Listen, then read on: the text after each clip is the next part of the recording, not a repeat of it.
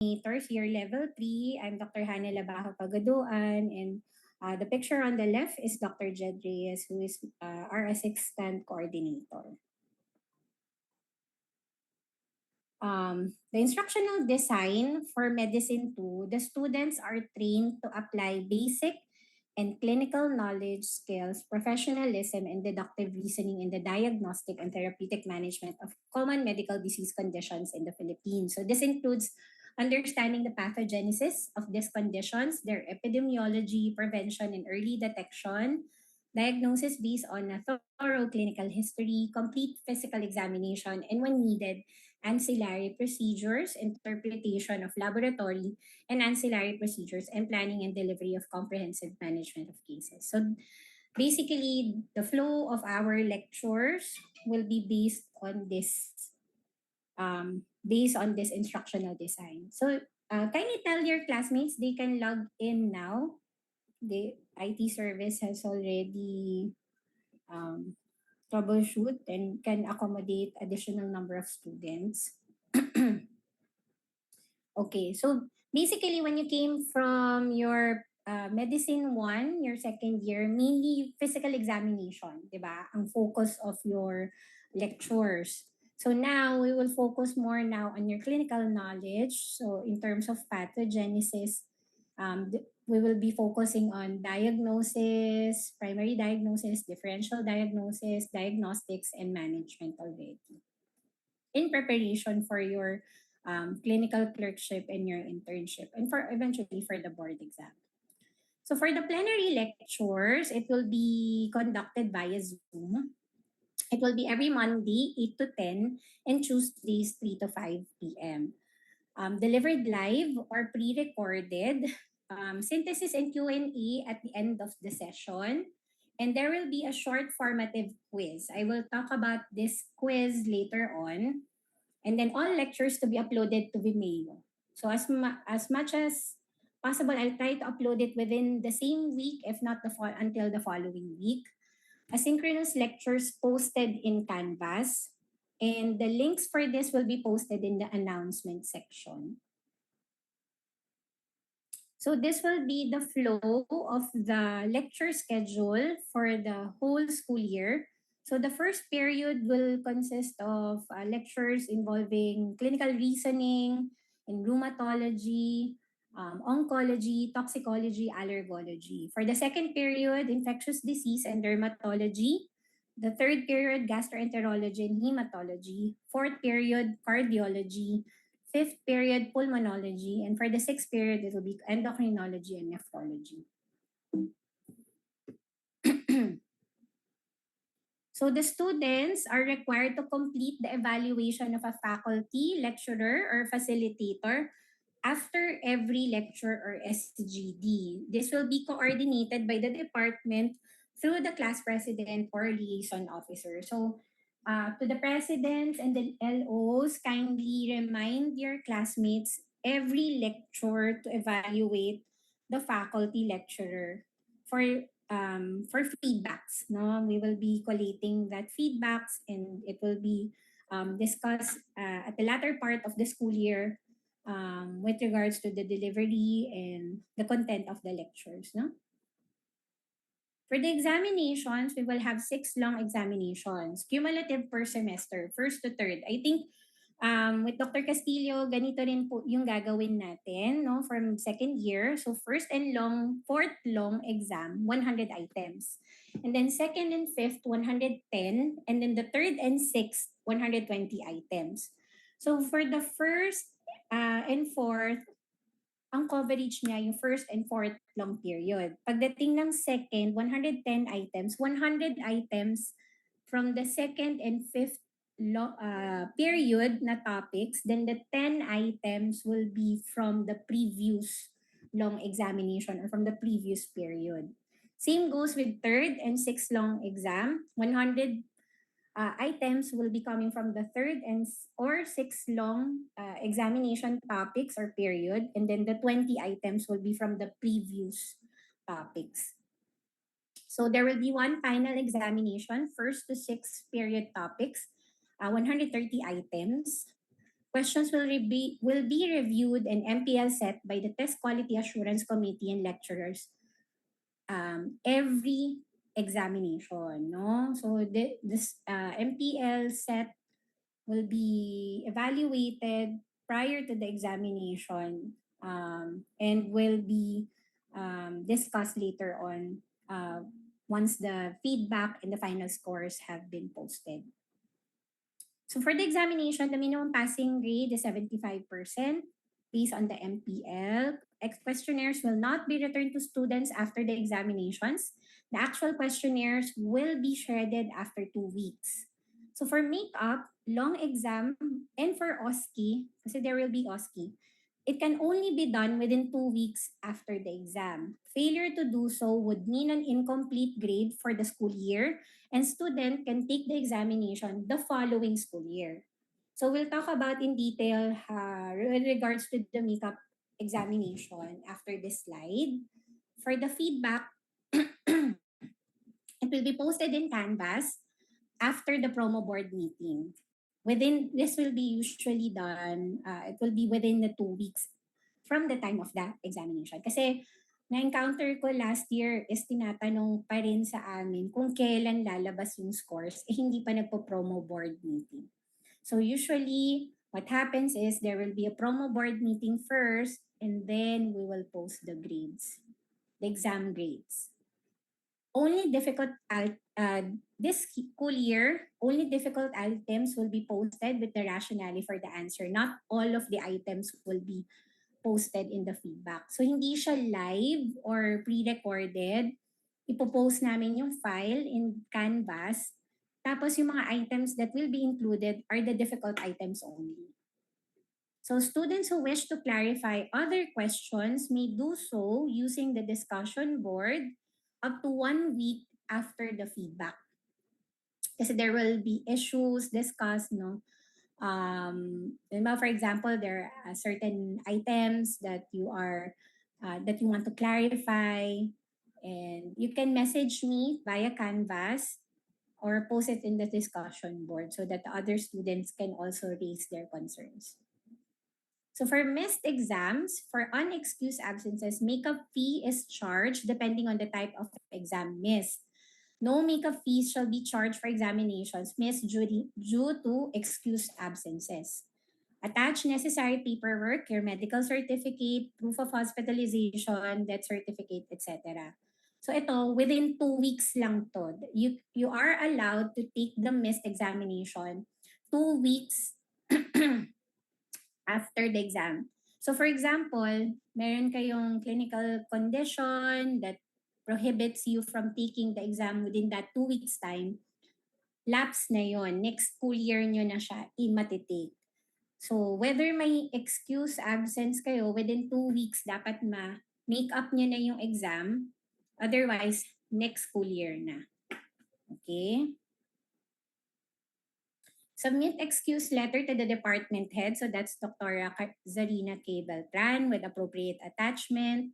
Department head will review and note if absence is excused or unexcused and forward this to the dean's office. The dean's office will review and note. Students should follow up with the dean's office within 1 week after submission to the department head. So regarding the quizzes, the short formative quizzes, it must be accomplished on or before due dates. So usually, this is a 3 to 5 item quiz after every lecture. Kundi man after every lecture, at least 1 quiz per week. So this will be posted via Canvas. Late submissions may be accepted only until additional 3 days. So for example, kung ang lecture is Monday, we close it ng Thursday, ng 12 midnight. Kung Tuesday ang lecture, we close it on Friday, 12 midnight. So dito, dahil ganito yung format ng formative quiz natin, na it is extended up to 3 days after the lecture, wala nang make-up for the quizzes. If you miss or late submission, your grade will be considered 0 already. Wala na ring make-up kasi nga, we are assuming that that number of days, total of 4 days actually, is ample time for you to answer the quiz already. So this will consist 2.5% of your final grade. Okay. So this will be the schedule for your patient doctor 3. So this is your preceptorial group. So July 14 yesterday, opening of classes. Today, I think some of you have already met yung sa section A of their preceptors. So I'm sure sinend na nila Albert yung group assignment, preceptor, and rooms ninyo. Okay. And then, the following week will be the review of Bates and history taking. And then on the week that you will be, for example, on this, no, take note in July 29, 31, August 1 ward case, di ba? So dapat yung week before na history physical examination na ninyo yung patient assignment to your group.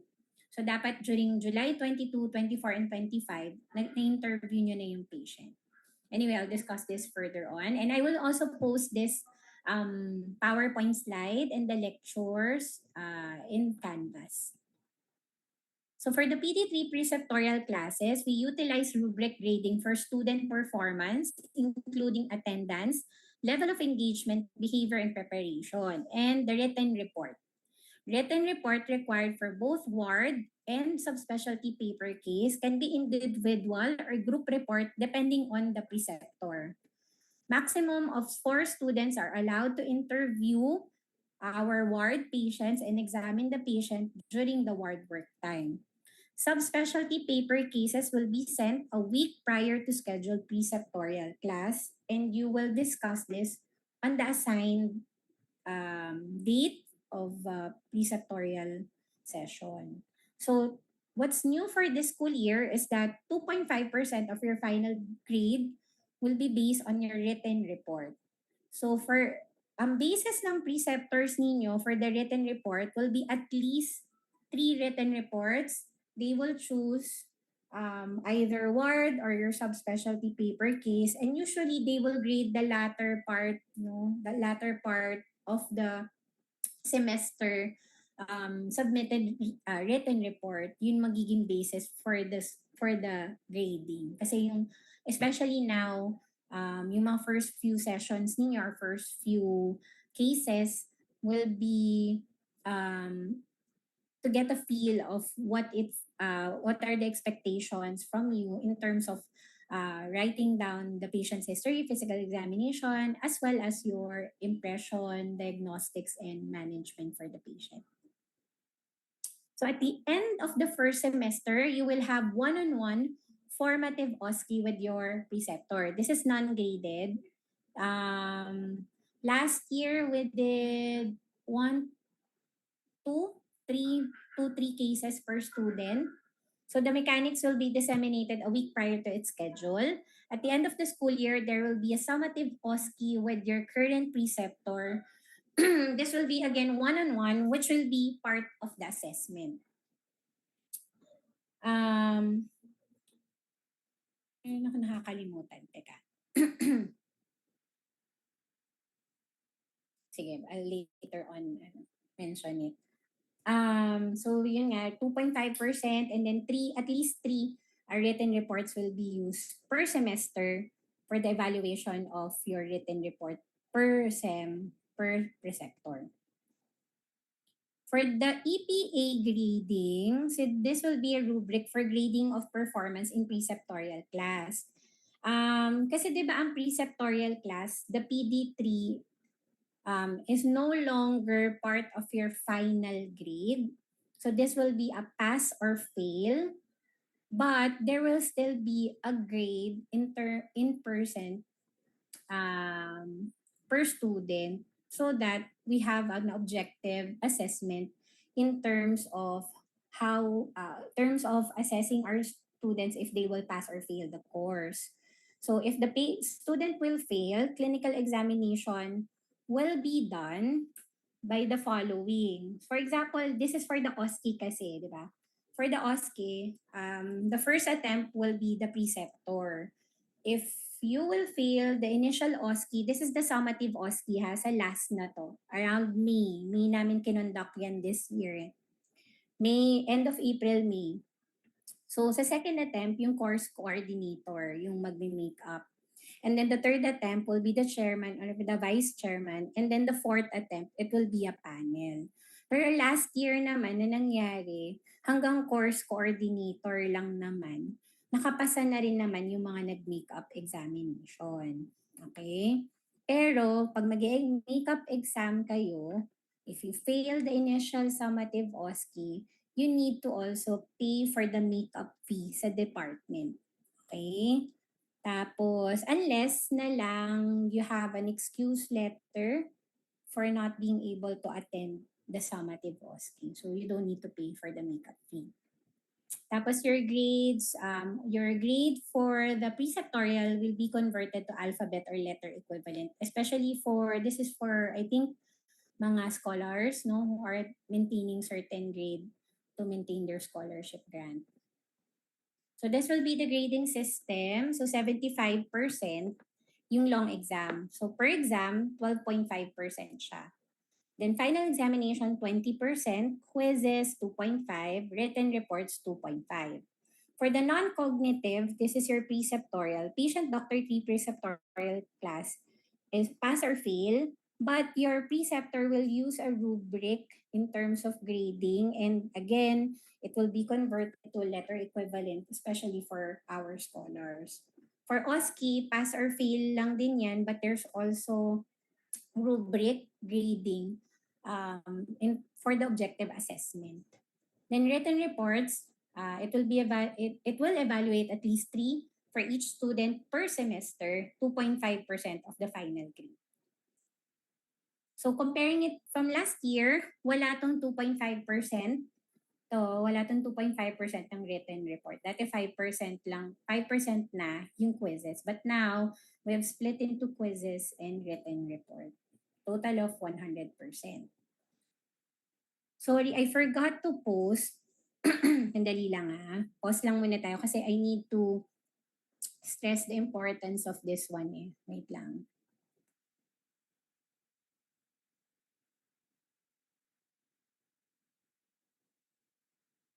Sige, finish ko na lang muna yung slides, saka ko i-share. So for the percentage annual load, for the medicine 2, it's 288 hours, so 23.19%. So it's a major subject. Okay. And then, uniform. All students are required to wear only prescribed one white uniform while in the campus. And for males, white polo top and white pants as prescribed, and black leather shoes and black socks, nameplate and the ID. For females, all white uniform including long white pants, black leather shoes, nameplate, and UARMMCIID.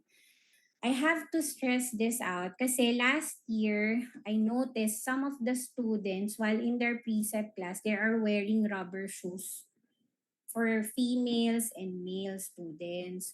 But the prescribed uniform in the campus is actually leather, black leather shoes. So please wear your prescribed uniform and shoes, for during your preceptorial class. What else?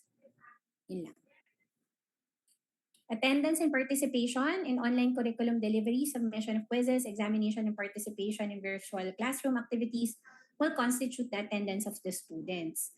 So, students are required to attend. Please attend kasi napansin namin last year, actually previous years na to, na for example, last year kasi 293 ang enrolled in medicine. Ang a-attend lang kalahati lang nun.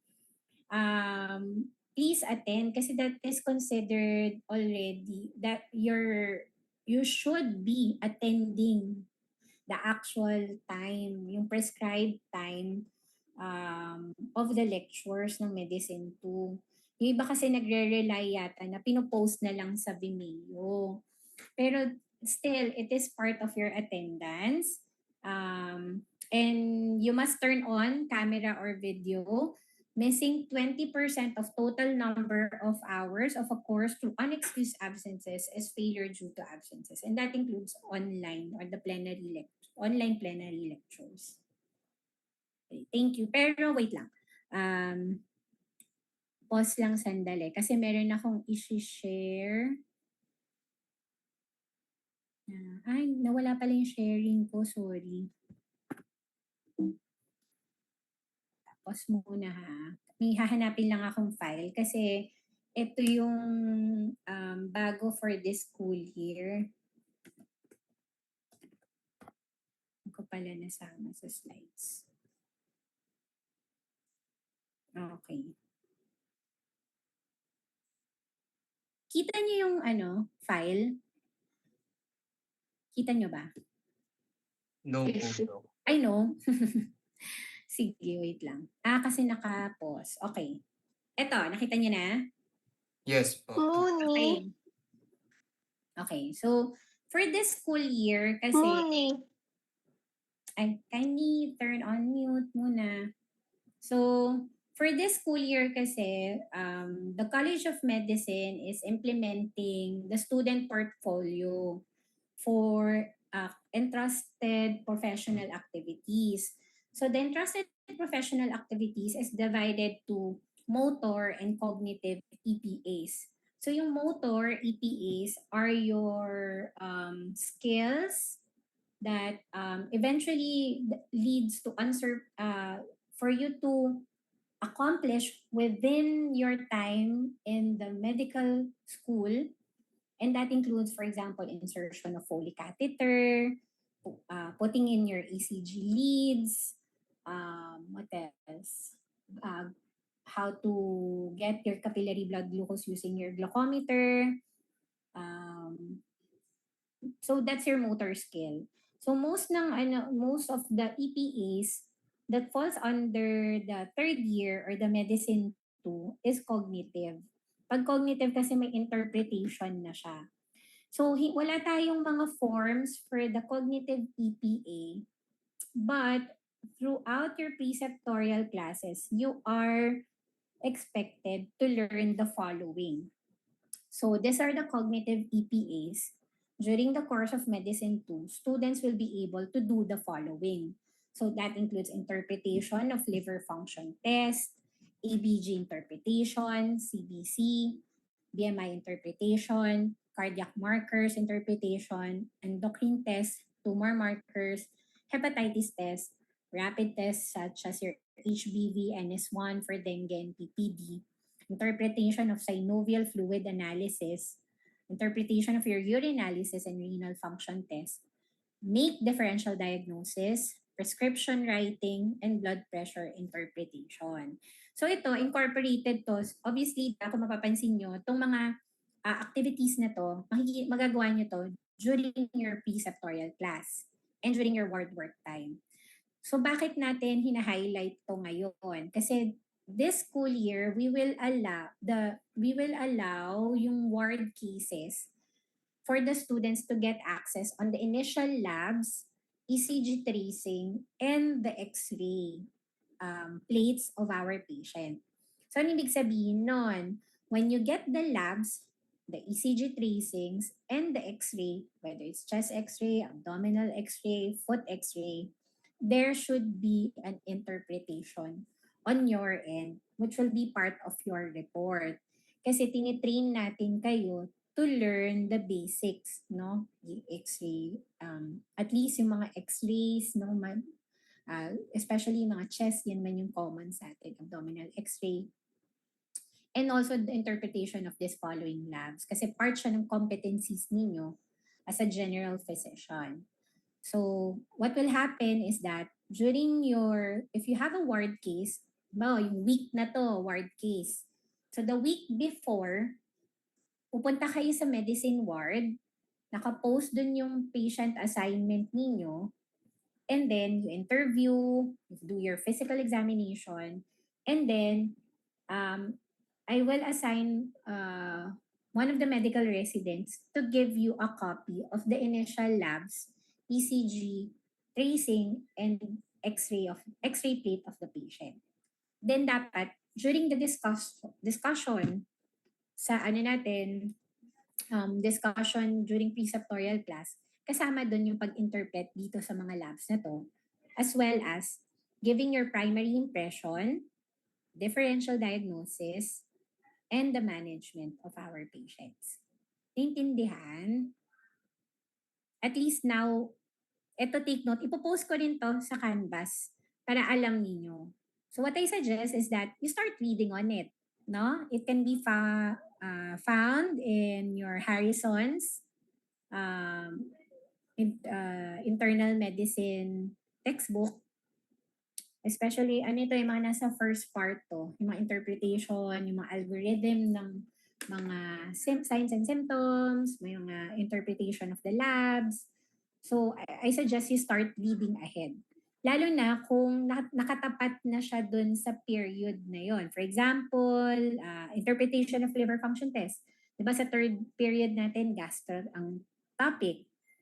I'm sure with the number or the heavy load of topics that the under gastroenterology, baka hindi masyadong mabigyan ng so much time in terms of interpreting the laboratory test.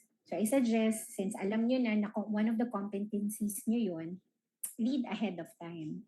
So remember, we are adult learners, hindi na namin spoon feed lahat sa inyo, but we're giving you a guide on what to study ahead of time and review and focus on. One more thing is that, kung mapapansin nyo sa Canvas, na post ko na yon dun sa files, tingnan nyo dun, modules, yung instructional design. So for every period, for every subspecialty, meron dong instructional design. I'm not sure if you're familiar kung anong role ng instructional design, but the instructional design is supposed to help you study and know the objectives per lecture. So kasi ang requirement actually for the lecturers is may objectives, right? Para alam niyo kung ano yung what to expect on this topic, kung ano yung mga possible na lalabas during the lecture and the examination. So I require you to read the instructional design prior or even during or after, para alam ninyo kung anong objectives per lecture. Para kung hindi man masabi nung lecturer that day, during that day, but you already have the copy of the instructional design kasi nandun yung objectives, saan yung source, ano yung mga topics that will be discussed, topics that will be discussed, and yung mga possible na lalabas sa examination. Kasi last year, nakuha kong feedback dun sa meeting with the previous third year medical students, hindi nila alam na yun yung purpose ng instructional design. So sayang. So nakapost na yun ngayon. Kulang ko na lang yung dermatology for the first semester to. But I will post also the second semester topics and their respective instructional designs. Gets nyo kung para saan yung instructional design? Nakukuha ba natin kung anong role niya? Para hindi kayo, ang common kasi na, isa pang feedback na nakuha ko from last year is that ang daming topics ng medicine. Hindi na nila alam kung paano, ano yung kailangan aralin, what's important, what's not, what they should focus on more, na-overwhelm sa number of topics.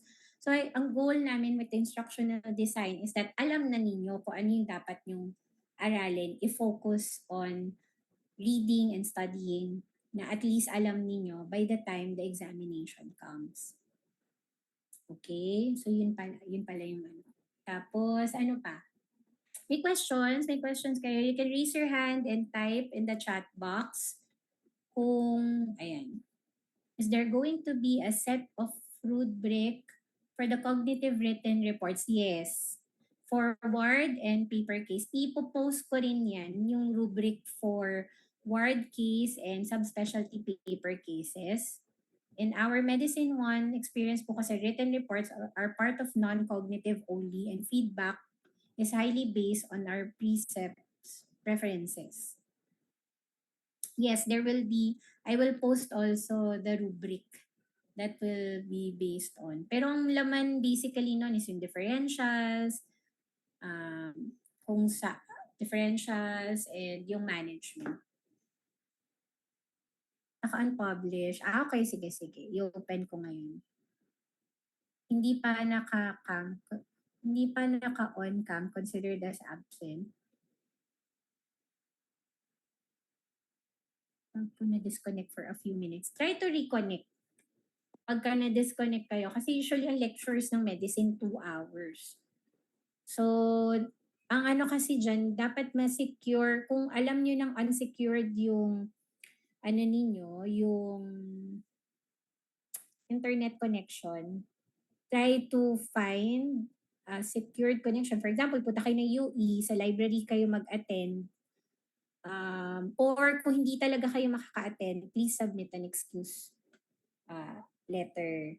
Kung talagang, or proof na, ang isang na-encounter namin dati, since online nga is yung unsteady yung connection, ganyan. Pero kasi dapat, kung the night before pa lang, or morning na yun, kung alam ng try to secure for, you can go to the library. If, for example, talagang hindi makakonect on that day, send the proof na lang that there was a problem in your internet connection. O di talaga makakuha. When would the modules be published in Canvas? Yung modules, instructional design. Kasi may nagsabi na sa akin na sorry, naka-unpublish pa pala, pero pinost ko na siya. I-publish ko na ngayon. Pero nandyan na siya. Open ko na. Sorry, ito na. Ayan na, naka-publish na siya. Publish all. Sorry.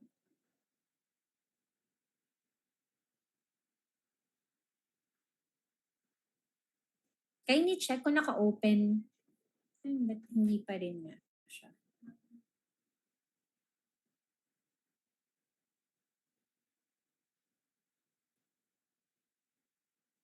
Teka.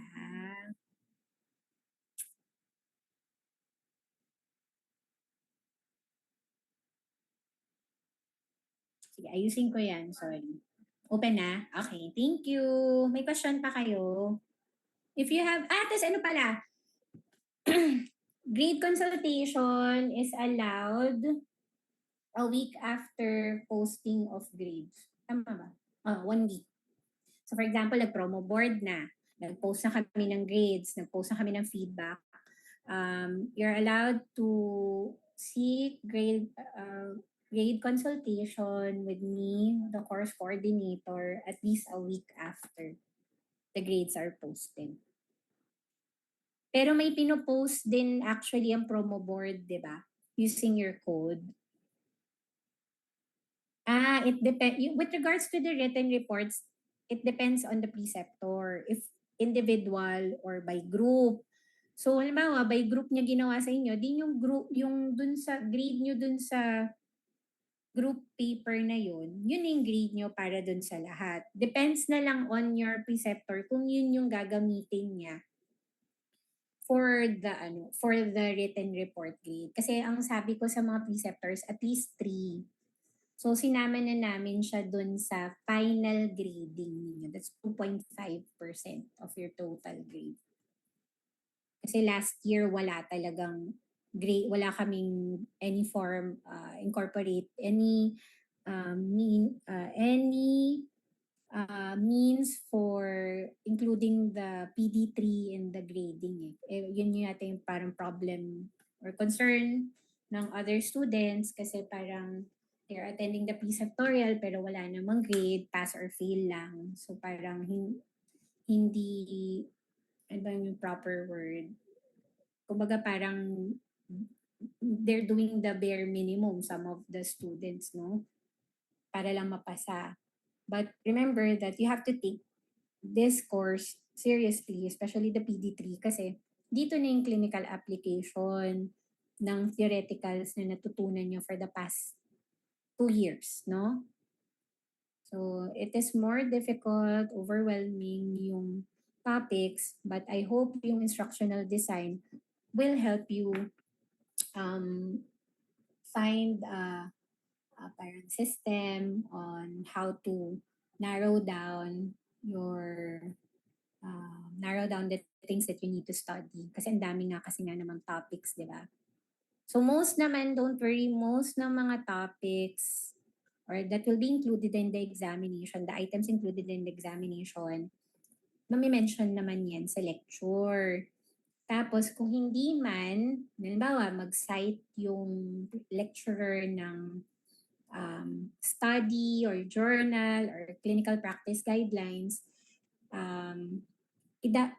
ibibigay naman dun sa group yung sa aking course coordinator, then ipopost namin sa Canvas for additional reading.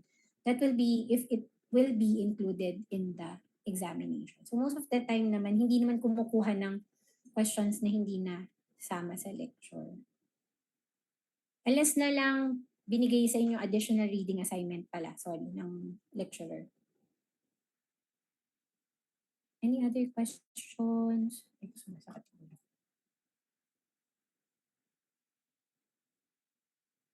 If meron pa kayong tanong, you can message me via Canvas. I will try my best to respond to your queries as soon as I can. Syempre, wag lang kayo mag-expect na late night may sasagot pa sa inyo.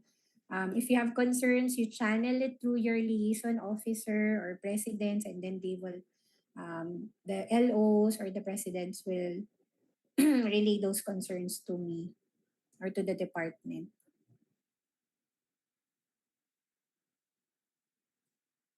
If wala nang questions, I would like to thank you for attending the orientation. Ang officially enrolled daw is 363, but as of last Friday, but 417 na tayo. So, roughly ganito na yung number of students that we are expecting for the year. Orientation, yes, I will post it. Within this week, I will post the orientation slides. Thank you.